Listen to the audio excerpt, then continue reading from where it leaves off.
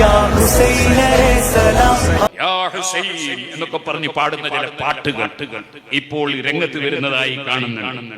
അടുത്ത തെറ്റാണത്. അസ്സലാമു അലൈക്കും വറഹ്മത്തുള്ളാഹി തആല വബറകാതുഹു. ചില സമയങ്ങളിൽ നമ്മളെല്ലാവരും പറയാറുണ്ട് മൗനം നല്ലതിനാണ്, ചില സമയങ്ങളിൽ മൗനം ദുഃഖമാണ്. ഇറാൻ്റെ വിഷയത്തിൽ മൗനമായിരുന്നു നമ്മളെല്ലാവരും. ഇറാൻ അടിച്ച് അപ്പോൾ എല്ലാവരും ഉയർത്തെഴുന്നേറ്റ് ഉഷാറായി ചെയ്തതെന്ന് പറഞ്ഞു. ആ ഇറാൻ്റെ വിഷയത്തിൽ നമ്മൾ മൗനമായിരുന്നുവെങ്കിൽ അതേപോലെയല്ല ഈ മുഹറം 10 ഹബീബ് റസൂലുള്ളാഹി സ്വല്ലല്ലാഹു അലൈഹി വസല്ലമ തങ്ങളുടെ പേരമകൻ ഹുസൈൻ റളിയല്ലാഹു തആലാൻ്റെ വിഷയത്തിൽ നമ്മൾ മൗനമായിരിക്കേണ്ട സമയമല്ല ഇപ്പോൾ. ഹുസൈൻ റളിയല്ലാഹു തആലാൻ്റെ അഹ്ലുൽ ആബ മൗലൂദ് നമ്മൾ ചെല്ലണം.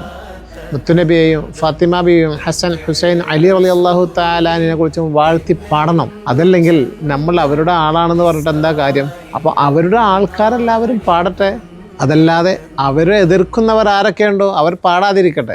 എങ്കിലും മൗനമായിരിക്കാതിരിക്കാൻ നമ്മളേവരും ശ്രദ്ധിക്കണം. ആ മൗനം നമുക്ക് നാളെ അവിടെ മൗനമായി നിലനിൽക്കേണ്ട അവസ്ഥയിലേക്കെത്തും. അതുകൊണ്ട് അവിടെ വെച്ച് ഹബീബ് റസൂലുള്ളാഹി സ്വല്ലല്ലാഹു അലൈഹി വസല്ലമ തങ്ങളുടെ മദ്ഹുകൾ നമുക്ക് മുത്തുനബിയുടെ അരികിലിരുന്ന് പാടണമെങ്കിൽ ഇന്ന് ഇവിടെ ഇരുന്ന് ഇവരുടെ കുറിച്ചെല്ലാം വാഴ്ത്തി പാടണം. അള്ളാഹു അതിന് തൗഫീക്ക് നൽകട്ടെ. അസ്സലാമു അലൈക്കും വറഹ്മത്തുള്ളാഹി തആല വബറകാതുഹു.